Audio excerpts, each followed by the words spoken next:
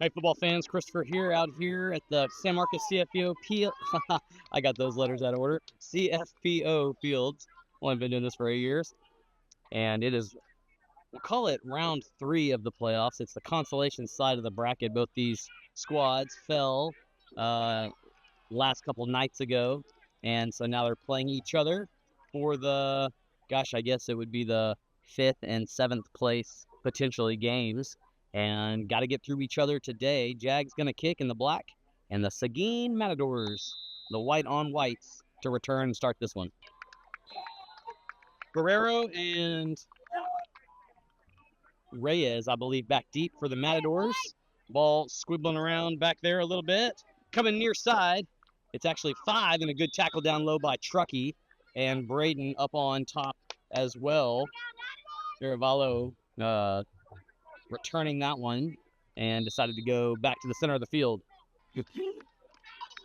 Number 4, Rodriguez, the quarterback, bringing his team to the line. And he's got Flowers in the backfield to his right side. A bunch left, and he'll look that way.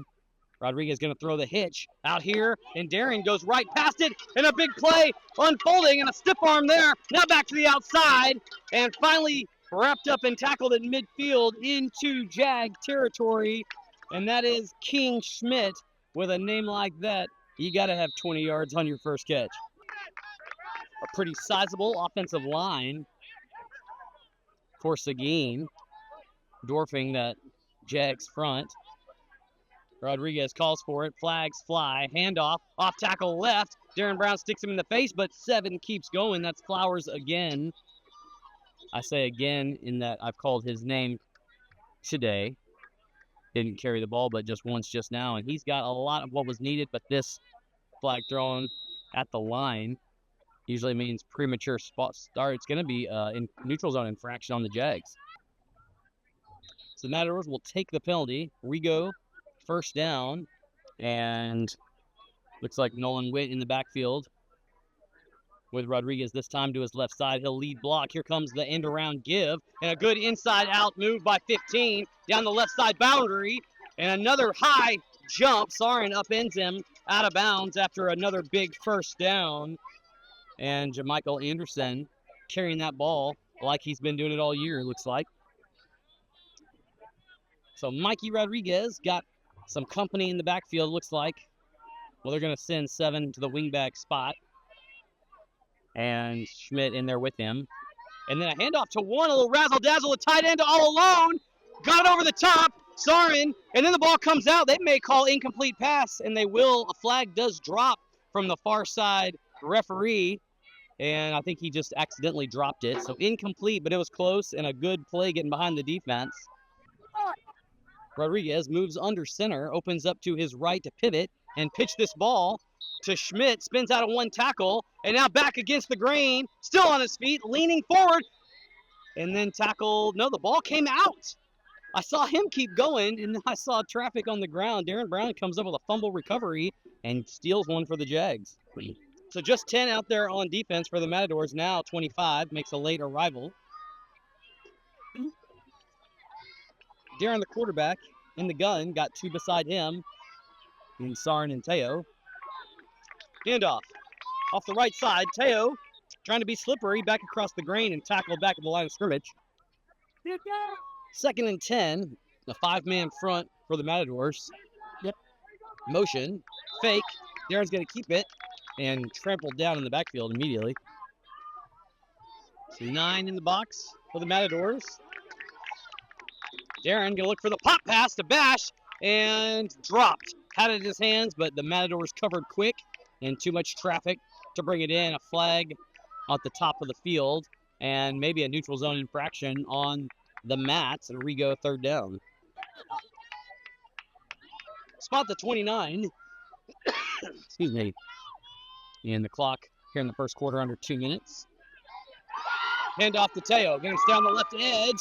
Try to hit the gas, a dip of a shoulder, and breaking through some tackles. He's got the first down and still more. First down of the game for the Jaguars, just shy of midfield. So the Jags marked at the 45 for first down. Max Hale pointing to Schwartz across from him. And now he's going out for a pass. Darren trying to throw it, that ball live. Max needs to get on it and does it in a fumble recovered by the defense. And it looks like that's King Schmidt getting on it. He's all world for Seguin and showing why right there. Quick to the ball.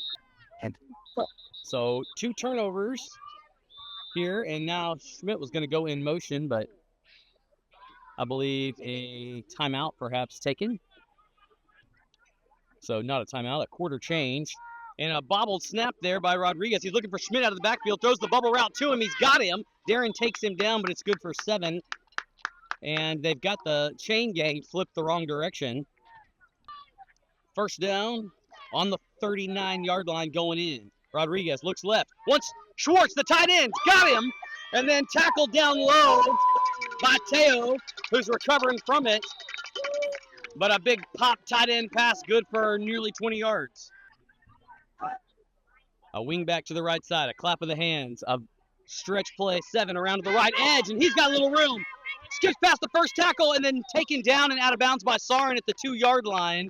A 1st and goal coming up, and Riker Flowers showing why he deserves to have the ball in his hands.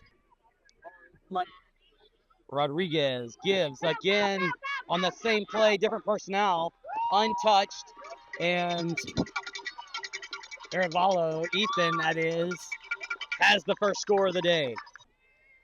I'll bet Ethan's first name's pronounced Arevalo, not Arevalo, so my correction. And Riker Flowers, who got him all the way down there, has kicked an extra point this year. He's 1 for 1 already, and he's going to try to be perfect and go 2 for 2.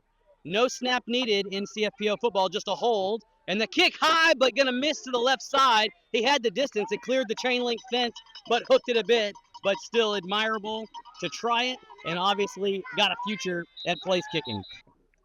I believe this is the yellow-cleated Rafael Castillo, set to kick off. Aim to his left, the Jags right. Sarin, the deep man on that side, Teo the near side. And trying to get the personnel situated. Here comes the right foot. End over end is going to make it to the second line. Over Trucky's head. That ball's live, and Sarin gets it and saves the day. A close one and a tough ball to collect when it's bouncing oblong like that on the turf. Spot just shy of the 40 for the Jags' second outing on offense for the day. Max Hale moving the tight end spot here to the near side. Jamel split wide. And Darren going to call for it in the gun. And a little shovel pitch to Sarin, who slips through the first couple tackles, decides to go back to the middle. Should have used the speed and stayed outside. As it is, he gets back to the line of scrimmage. What happens when you practice too much shiftiness is whoever you got past a minute ago has now gotten up from the ground or from their miss, and they're going to get you from the backside. Here comes 2nd and 10, same formation, and Darren going to pitch it to Teo through the 8-hole and track down from the backside. That may have been Schwartz, number 1, playing that defensive end spot. It was. He was the recipient of that tight end pop pass that got them down the field in the form of 20 yards a minute ago and a drop for a loss.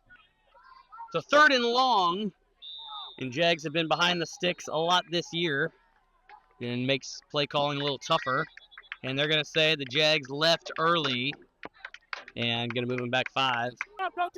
It was the right side tight end, I think Mickey Flores, if he was in on the last play, guilty of the premature movement. Darren fakes left, going to keep it to the right side. And Schwartz won't let him get the edge, but he spins out of it. And now Darren going the other way. Bash sets the block. Jamel trying to set a block. Slips inside, but 15 too fast on the collection on the turnaround. That's Jamichael Anderson and a even bigger TFL. 4th down and a long way. The Jags practiced punting last week a little bit. This give to Teo, and he's wrapped up in the backfield and taken down. And a big turnover on downs with good field position at the 22 for the Matadors. So 1st down for Seguin, and they've go bunch to the left side. And Rodriguez looking to throw, and an acrobatic effort. Ball maybe on his outside shoulder, couldn't come down with it. And he's letting Rodriguez know, hey, that was behind me a little bit. And I believe that intended target was Anderson. So under 2 minutes, the clock stops traditionally. Therefore, an incomplete pass stops the clock at 1:50. And Rodriguez in the gun, claps for it. Moving to his right, wants the fade.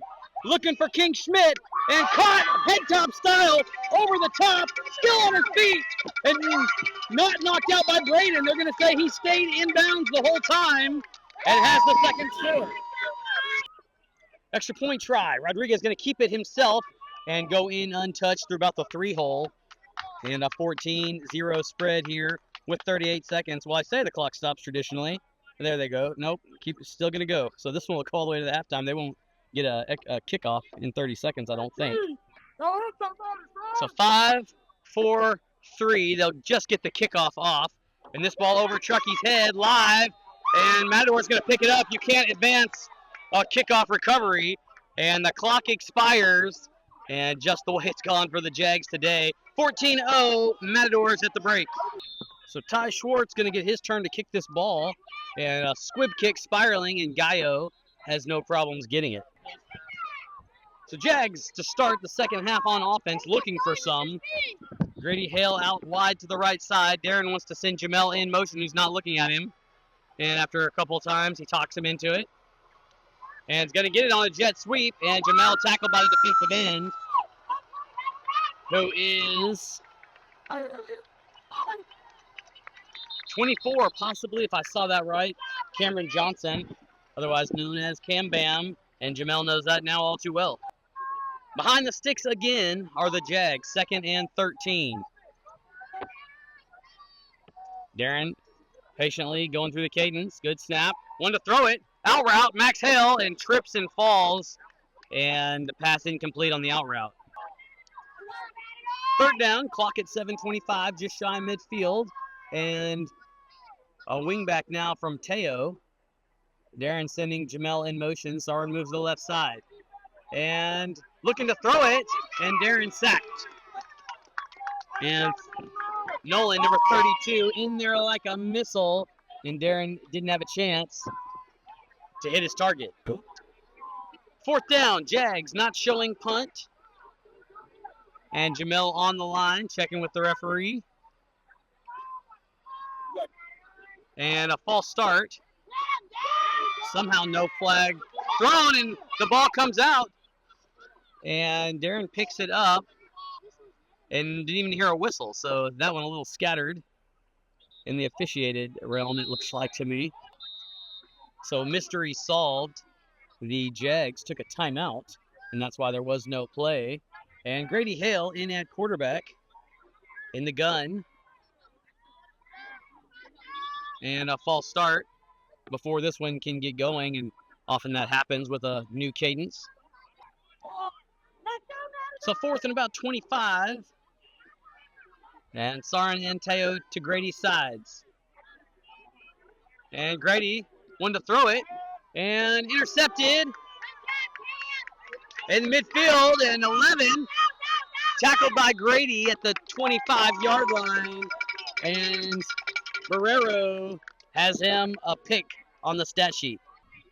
So new quarterback is Barrero, handoff, off the edge to Nolan, off tackle, and he's got space, hitting the gas, and he's going to strike, touchdown, one play, one score on the drive, a 20-0 ball game.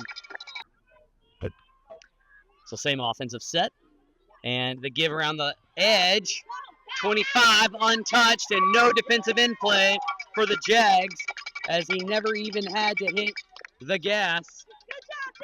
And a 22-0 situation as Julian has the PAT. I said Julian, I think that was Nolan again, who had the touchdown and perhaps the extra point. That ball bounces high and kill shot, and they're going to get him for unnecessary roughness. And I don't know if that was Jamel or Miguel, but somebody took a pop. So Barrero guilty of the infraction there, and it was just a perfect setup. Miguel looking skyward at the ball, and Barrero just lowering that head a little too much and leading with it.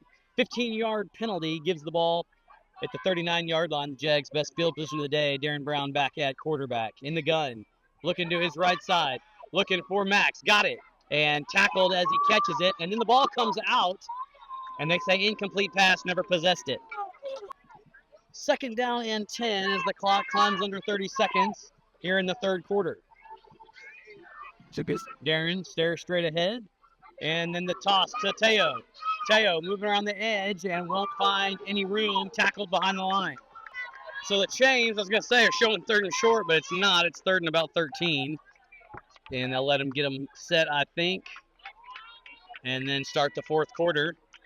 22-0 spread situation. Jags looking to move the ball and get another 1st down.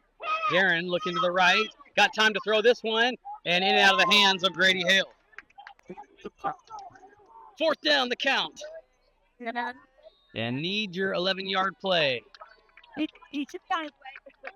Darren just going to run it himself. Right up the gut, and has about 6. Still moving, though, and trucking forward. And close, but not quite. He'll be about 2 yards shy. Arevalo at quarterback, and the Matadors trying to get situated on offense. Need a guard. They're getting a lot of guys in, and some fellas that perhaps don't play all the time, which is like putting a puzzle together sometimes, and they're going to take a timeout to talk about this one. So back from the timeout, 1st down, and handoff. Left side and some room, and a slip tackle, and then tackled by Teo in the secondary after a 1st down that I didn't put the camera on. And I believe that's Arevalo, quarterback in this. And trying to see a ball carrier number. I'll give it to you on the next play, perhaps. So 1st down and a slot T look. Arevalo gonna hand this one off, and there's a hole there for a minute, and Darren goes right past him. The ball kicks out and pounced on as the Jags defense, and that was Jamel. He probably had time to scoop that up, but you can't see behind you to know, and smarter to get the ball. So just inside of the Jags end of the field goes Darren and company. And then a sprint, quarterback sprint, left side. He hits the edge. 1st down, Darren down the sideline. Stepping inside the next tackler, that's King Schmidt, I think 6. Darren all the way down to the 20, and the biggest play of the day for the Jags. So clock climbs under 4 minutes to go in the ball game. Spot down at the 20-yard line. Darren looking to throw, and now he's going to tuck it and run, and caught from the backside by 11. And that's Barrero, who has really impacted this game today. 2nd and long, 2:57 on the moving clock. Brown, handoff, Teo, up the middle and tackled by the linebacker. And he got a yard or 2 maybe. So 3rd and 10, 2 plays go for no gain, it looks like. Darren dodges the missile in the backfield, sprinting to his right side, and turned in and tackled around, and now tackled finally down before the ball came out, and it'll be 4th and about 8, it looks like. 4th down, we'll call it 9, 25 seconds, and moving. So likely the last play. Darren looking for the pass, and Grady Hale, the intended target, couldn't quite come down with it. Incomplete, stops it at 16. So the Jags just playing with 10 on defense. Here comes 1st down, and a good tackle by Sarin, I think, from the corner spot, upended his legs.